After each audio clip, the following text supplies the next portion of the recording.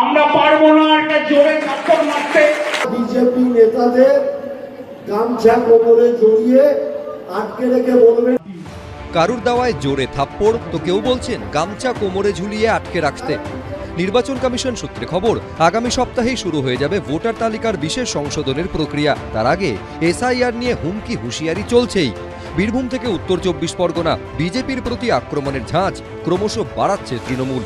রবিবার রামপুরহাটের তৃণমূলের বিজয়া সম্মেলনী ছিল, সেখান থেকেই এসআইআর ইস্যুতে বিজেপিকে হুঁশিয়ারি দেন অনুব্রত মণ্ডল থেকে সায়ন্তিকা বন্দ্যোপাধ্যায়।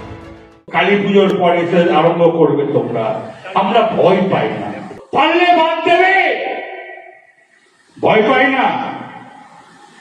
আমার বাবার দাদুর জন্ম আমাদের, তুমি কি করে বাদ দেবে হরিদাস পাল?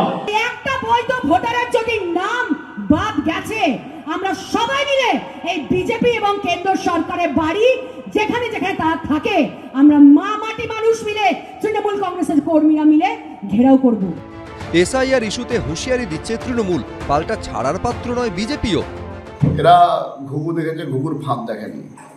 সায়ন্তিকা দিদিমণি সবে সবে রাজনীতিতে এসছেন, গরম গরম কথা বলে নিজের জায়গাটাকে ফাঁকা করবেন না। আর কেষ্টবাবুরা একবার তিহার থেকে ঘুরে এসছেন, এখন একটু সুস্থভাবে বিশ্রাম নিন।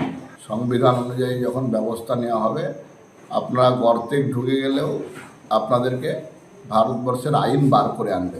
মাস্তান ক্রিমিনাল হোক, নাটাবাড়ি কেন্দ্রে কবর করে দেবো, এটাই তৃণমূল কংগ্রেসের শেষ সিদ্ধান্ত। নতুন পাখা গজিয়েছে, তাই ফরফর করছে, তো সময় এসছে মরা, রাজনৈতিক মৃত্যু।